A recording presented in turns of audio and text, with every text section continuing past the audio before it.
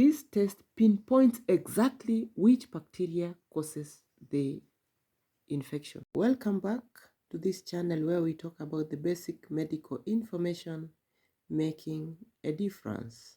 I go by the name Rebecca Morangi, and this is the best place to be. What is the diagnosis of these conditions? Cystitis and urethritis.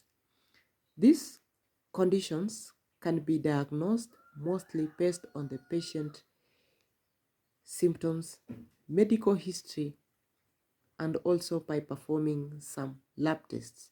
Patient symptoms can differ depending the part of the body, either the urethra or the bladder. To confirm the diagnosis, the doctor can perform some simple tests. I'll just mention the most common ones. We have what we call urine test. That is very common. We have urine culture and we have imaging. When it comes to the case of urine test, it's when I'll ask you to give a urine sample at the lab. The lab attendant will be able to perform a test, and mostly for the urine test, they look at the color.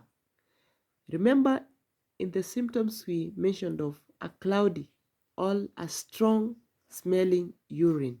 So here, when they do urine tests, they look at the color of your urine, that is the appearance, if there are some chemicals in the urine, and also what we call microscopic aspects of urine. After performing urine test, these infections reoccur.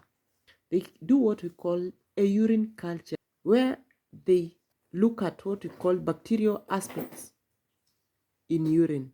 This test pinpoints exactly which bacteria causes the infection.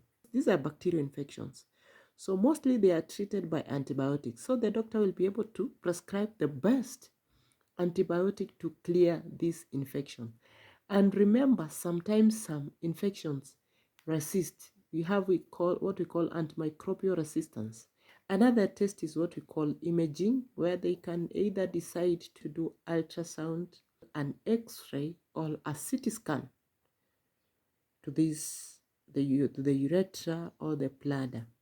And this will rule out whether if there is a tumor, or they look at whether there is a problem in the anatomy. When it comes to the condition we call an enlarged prostate, sometimes you cannot really tell from the symptoms unless an ultrasound, an X-ray, or a CT scan.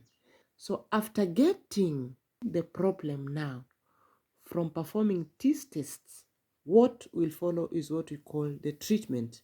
What are the treatment options now of this condition?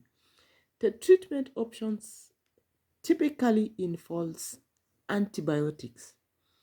And the choice of antibiotics actually depend on the cause of the infections. So we looked at some of the common bacteria causing these infections. We mentioned of E. coli, which is found in the digestive system, and also Staphylococcus saprophyticus, which is found in the genital area.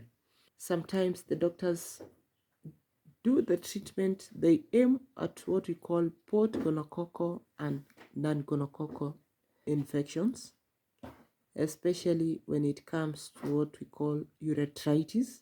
Many things I'll consider there, but let us look at the common antibiotics which are mostly used. In the case of urethritis, now this is the inflammation of the urethra, this part here. Doctor here can use macrolides, an example of azithromycin.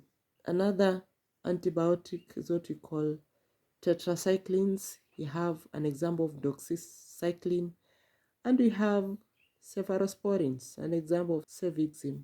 So the healthcare provider, the specialist, will prescribe the best antibiotic to a specific bacteria. The medication will be dispensed to you with the best instructions, what to avoid, because these antibiotics sometimes have what we call drug interactions, pain, and the burning sensation which comes about when urinating can be relieved by the pain relievers or the painkillers. When it comes to cystitis, we have some antibiotics which are best suited. An example, if I can mention, is what we call nitrovirantoin. We have trimethoprim combined with what we call sulfamethoxazole.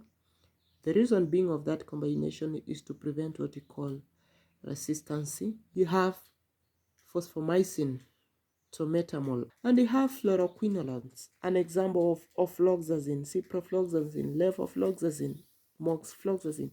There are many in this class.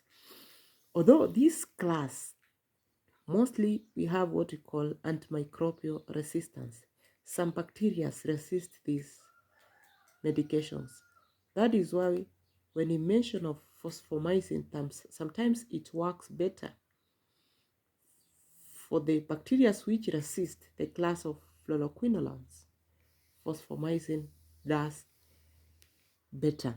So one antibiotic will be used or a combination depending with what the health care provider will decide.